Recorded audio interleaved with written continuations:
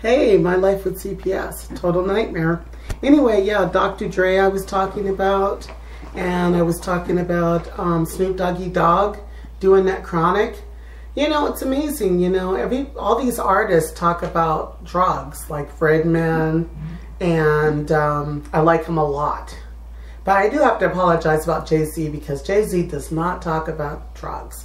He basically talks about getting laid. So it's like, a lot of these rappers make the music about, you know, this and that, and they talk about Chronic, and I don't see CPS knocking on their door saying, I think we need to get tested, and so we'll know whether or not you can keep your kids or not.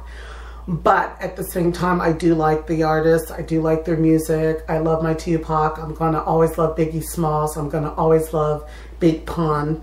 Another wonderful lady out there is Aaliyah. I just love her. She is so awesome. All her music just totally rocks. You know, it's like the best I have ever heard in my life. And I'm glad that she did what she did because I can enjoy her music indefinitely for the rest of my life.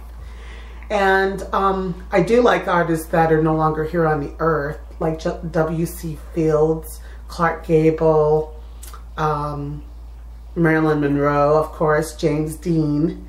I mean, I think they totally rock. I think they're great. The reason is because they can't make history anymore. When an artist dies, their music dies with them, but in a sense, it kind of lives on, and everything becomes a classic. Like Cab Calloway is one of my favorites. Nat King Cole is one of my favorites. Of course, Andy Gibbs. Now, CPS picked on me for loving Andy Gibbs' music. You know, they made like such a big deal. Like the psychologist asked me a listing. I think he asked me a listing of the people that I really love the most. So he only picks on Andy Gibbs like there's something wrong with me for liking Andy Gibbs. I mean, Andy Gibbs is gorgeous. He's a beautiful man. He's an awesome singer. I love his smile. He's got beautiful hair, gorgeous chest. I've liked him ever since I first saw him. And I pretty much followed his music until the day that he died. And I was like totally bummed out when that occurred. And, you know, I love all different types of music. But the thing was, you know, they just kind of looked at me like, there's something wrong with you for liking Andy Gibbs, you know. And I do like him. But I do like a lot of artists. I love Ice-T. I love Ice Cube. You know, those two dudes are alive, but let me tell you something, they can make some really good music, you know. But I listen to a variety of music. I like Aerosmith. I love Def Leppard, the original Def Leppard, AC/DC, Duran Duran, Dokken, Metallica, you know, Whitesnake, you know, White Lion. I like all that glam rock, Winger, Cinderella, you know, I like all that kind of cool music and everything. And when I was in the hospital, you know, at Swedish Hospital, and I was laying there and I was listening to my music, they just kept interrupting me. There were times when I was getting ready to fall asleep listening to some really cool music. Like, I do like Rod Stewart, and I was just like trying to listen to my jams, and I constantly got bothered a lot when I was at the hospital. Constant bothering me.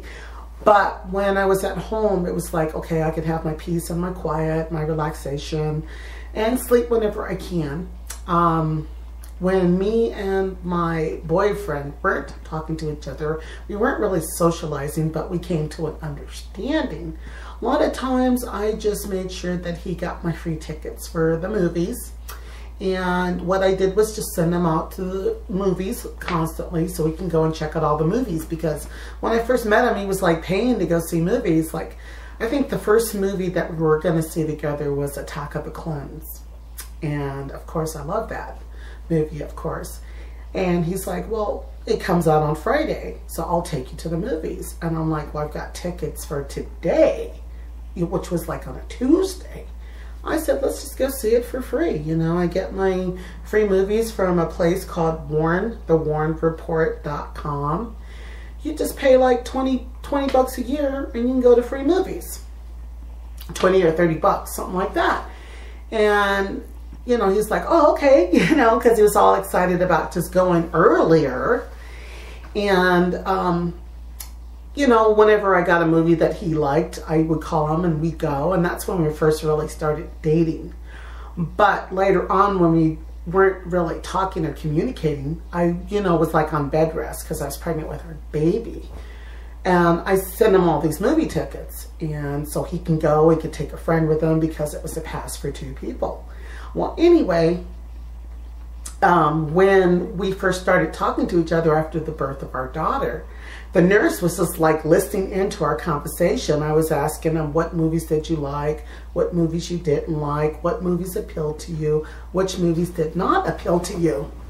Anyway, he was telling me the ones he liked and the ones he disliked, and the ones that he thought he was going to like that he didn't like.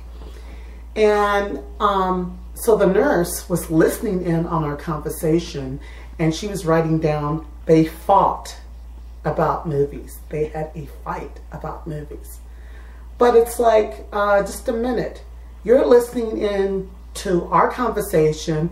You're trying to find a reason to walk off with my daughter. So you're telling CPS that we fought over movies.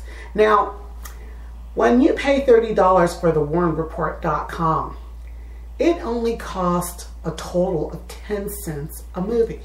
Now, how can I fight over 10 cents? And I brought in many samples to CPS, making copies of every movie that I got to see for 10 cents. And I'm like, why would we fight over a movie for 10 cents? You know, I brought in documentation, I brought in paperwork. I said, here's a listing of all the free movies he went to. And this is the movies he liked, and this was the movies he disliked. But we weren't fighting. We were just talking. But that's what it is. It's all about eavesdropping on your conversation. It's all about trying to dig up dirt to make a case to begin with. And I can understand. It's like, hey, you got to milk the government. You got to take what you can take. You got to get what you can get out of them. It's like when Ronald Reagan died, everybody I knew was crying and they were sad and they were distraught. And the only thing I could think of when he was president for 8 years is how he took all the educational programming away, in a sense of that they had programs that were lined up to help, you know, young adults to get educated, to help them learn a skill, to learn some type of form of education that's going to apply towards a job, because they were paid training programs that were available. All of a sudden they were just cut completely out. And I know because I was in one of them and it was helping me out tremendously. But to lose programming just like that, that was going to help people.